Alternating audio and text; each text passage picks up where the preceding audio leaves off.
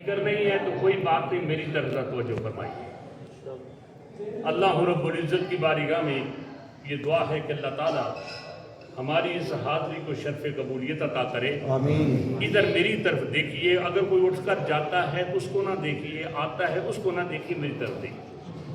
اگر آپ ادھر دیکھیں گے تو آپ کا دل اور دماغ ادھر چلا جائے گا، تو یہاں پھر بیٹھنے کا کوئی فائدہ نہیں ہوگا۔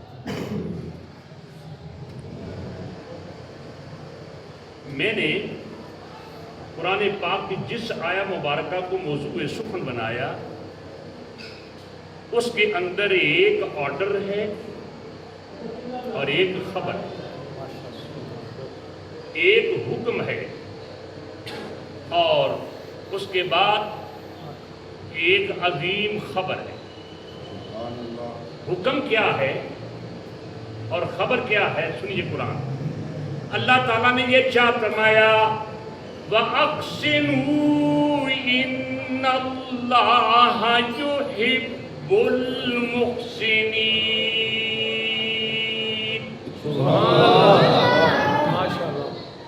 تم احسان کرو،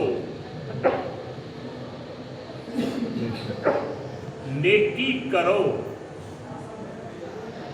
بھلائی کرو،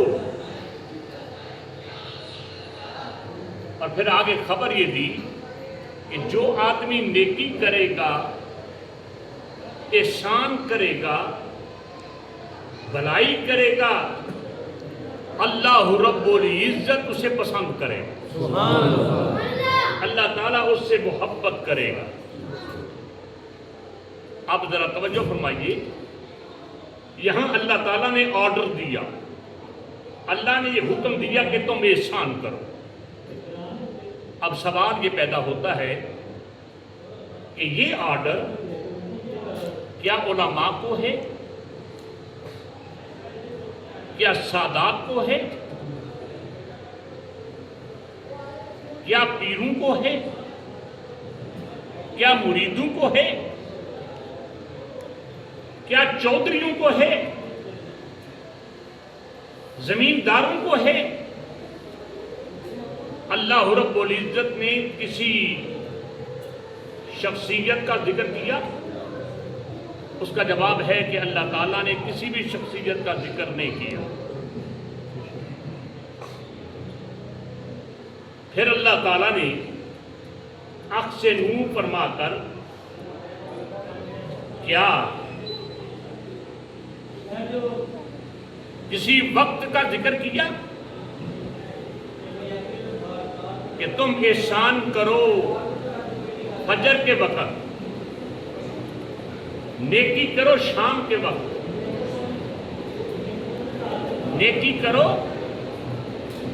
فلاں ٹائم؟ اللہ تعالیٰ نے، ہم نے غور کیا تو کسی وقت کا ذکر نہیں کیا۔ اب کسی بات، کیا اللہ تعالیٰ نے جگہ کا ذکر کیا کہ تم اگر حضرت پیر سید کرم شاہ صاحب رحمت اللہ علیہ، سید محمد شاہ صاحب رحمت اللہ علیہ، یا حضرت اسحاق بندگی رحمت اللہ علیہ کے مزار پر آؤ یا ان کے ساتھ ملحقہ مسجد میں آ کر بیٹھو تو پھر نیکی کرو؟ اس کا جواب یہ ہے کہ اللہ تعالیٰ نے اس کا بھی ذکر نہیں کیا۔ اب میں بات کو پھر جناب علی ایک دوسرے پیرائے میں دہراتا ہوں۔ اللہ تعالیٰ نے نیکی کا حکم دیا تو نیکی کے حکم کے سلسلہ میں کسی آدمی کو مینشن نہیں کیا، کسی وقت کا ذکر نہیں کیا، کسی جگہ کا ذکر نہیں کیا۔ تو علماء کرام صاحبان علم و فضل یہ بات ارشاد فرماتے ہیں کہ عدل مطلق کو یجری علی اطلاقہ، مطلق ہوتا ہے مطلق کو مقید نہیں کیا جا سکتا۔ حضرت علامہ حکیم صاحب تشریف فرما ہے، یہ ظاہر ہے کہ جب یہ کوئی مریض کو چیک کرتے ہیں، اس کی تشخیص کرتے ہیں، اس کی نبض پر ہاتھ رکھتے ہیں، جب ان کو تشخیص ہو گئی تو پھر جناب عالی یہ کہتے ہیں کہ آپ نے یہ دوائی استعمال کرنی ہے اور آپ نے اس کو کھانا ہے۔ توجہ فرمائیے، میں نے ایک مثال دی، حضرت علامہ حکیم صاحب نے ایک مریض کو دوائی تو دے دی، کہا کہ اس کو کھانا ہے، آپ نے مطلقاً کہا کہ آپ نے اس کو کھانا ہے، پھر تھوڑی ہی دیر کے بعد یہ کہا کہ نہیں، آپ نے گرم پانی کے ساتھ، لوک وارم واٹر کے ساتھ اس کو جناب عالی خالی پیٹ استعمال کرنا ہے۔ اب ذرا توجہ کیجیے گا کہ اب حکیم صاحب نے اسی بات کو مقید کر دیا، کہہ دیا کہ تو نے دوائی تو استعمال کرنی ہے لیکن کس پانی کے ساتھ۔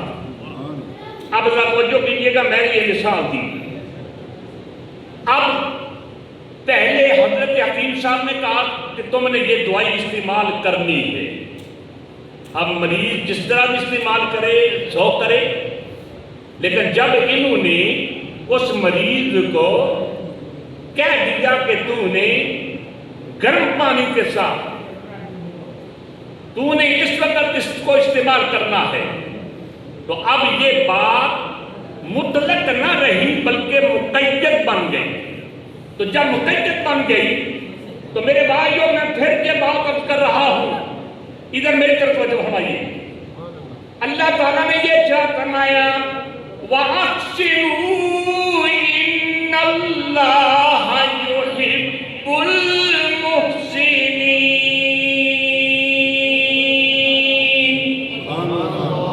کیا تو یار سبحان اللہ۔ حضرت قبلہ شاہ صاحب تشریف فرما ہے، ٹائم میرے پاس بھی قلیل ہے، میں نے بھی جناب عالی جمعہ جا کر پڑھانا ہے، توجہ فرمائیے، تھوڑے ٹائم میں بہت کچھ میں کہنا چاہتا ہوں۔ اب پھر ذرا توجہ کیجیے گا، آپ نے فرمایا احسنوا کہ تم احسان کرو۔ اب اللہ تعالیٰ نے مطلقاً کہا، میں جیسے پہلے عرض کر چکا ہوں، نہ تو اللہ نے علماء کو کہا نہ سادات کو کہا، بلکہ مطلقاً کہا کہ تم نیکی کرو، تو پھر نہ جگہ کا ذکر کیا نہ ٹائم کا ذکر کیا، تو جب مطلقاً فرمایا تو میرے بھائیوں ہم جتنے بھی مسلمان ہیں ان کو چاہیے کہ وہ نیکی کا کام کریں، ان کو چاہیے کہ وہ بھلائی کریں، ان کو چاہیے کہ وہ احسان کریں، اور جب وہ احسان کریں گے تو ان کو رب کیا دے گا۔ اب میں 2-3 آیتیں پھر پڑھتا ہوں کہ جو آدمی احسان کرتا ہے اس کو اللہ کیا دیتا ہے، سنیے قرآن۔ اللہ تعالیٰ نے ایک جگہ یہ کیا فرمایا، وَاللَّهُ يُحِبُّ الْمُحْسِنِينَ۔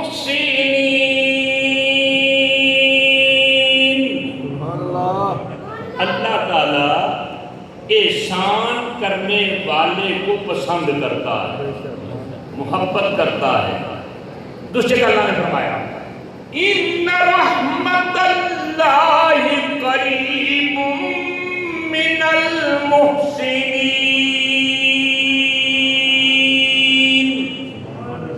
بے شک اللہ تعالیٰ کی رحمت قریب ہے ان لوگوں کے کہ جو احسان کرتے ہیں۔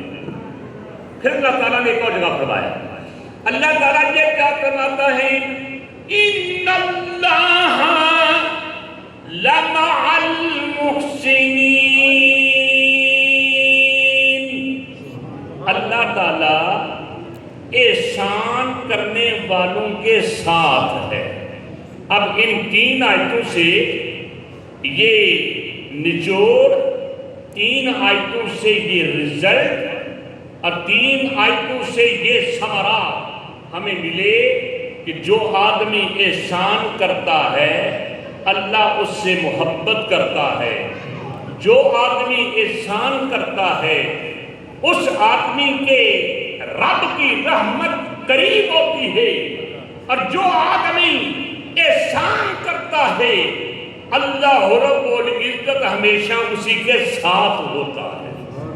اب ذرا توجہ کیجئے گا، یہ جو رب نے احسان کا تذکرہ فرمایا، اور جب یہ بھی بات ہے کہ احسان کو مطلقاً رب نے فرمایا، اور میرے اور آپ کے آقا علیہ السلام کی بارگاہ میں یہ عرض کیا گیا، کیا میرے اور آپ کے آقا علیہ السلام کو یہ کہا گیا یا رسول اللہ یہ تو بتائیے کہ کون آدمی رب کی بارگاہ میں مقرب ہے، کون آدمی اللہ کی سائٹ میں اللہ کی نگاہ میں محبوب ہے، کون آدمی اللہ کے قریب ہے۔ تو میرے اور آپ کے آقا علیہ السلام نے اس آدمی کے ذہن کو پڑھ کر اس کا جواب دیا۔ کیا جواب دیا؟ اب یہ بات یاد رکھیے گا، مجھ میں اور آپ میں اور پھر نبی اور رسول میں بڑا فرق ہوتا ہے۔ ہم جب بات کرتے ہیں تو جناب علی بات کرتے وقت اس کے کبھی ماضی پھر حال پھر استقبال میں جناب علی مختلف سوالات اٹھتے ہیں، اور اگر کوئی آدمی ان سوالات کو مد نظر رکھ کر اس سے پھر پوچھے کہ اس کا کیا جواب ہے، ہو سکتا ہے کہ کوئی اس کا جواب دے یا نہ دے، لیکن میرے اور آپ کے آقا علیہ السلام نبی ہیں نا، اور نبی وہی ہوتا ہے، نبی کا لفظ نابامن یا نابامن سے بنا، اور نبی وہی نبی ہوتا ہے جو غیب کی خبر دیتا ہے۔ ایک غیب ہوتا ہے، ایک غائب ہوتا ہے، غیب اور غائب میں فرق ہوتا ہے۔ غیب یہ ہے کہ جس کو میرے پانچوں حواس ادراک نہ کر سکیں، وہ آنکھ دیکھ نہ سکے، کان سن نہ سکے، زبان چکھ نہ سکے، ناک سونگھ نہ سکے، ہاتھ ٹٹول نہ سکے، یہ جو پانچ حواس خمسہ ہیں ان سے وراء الورا ہو اس کو جناب علی غیب کہتے ہیں۔ آپ ذرا اگر پوچھئے کہ گجرات کدھر ہے تو جناب علی اسی وقت یہ جناب ہم بتائیں گے گجرات کا حدود اربع یہ ہے، یہ ہے، یہ ہے، اور گجرات کے متعلق اگر آپ سوچیں تو جناب اس کا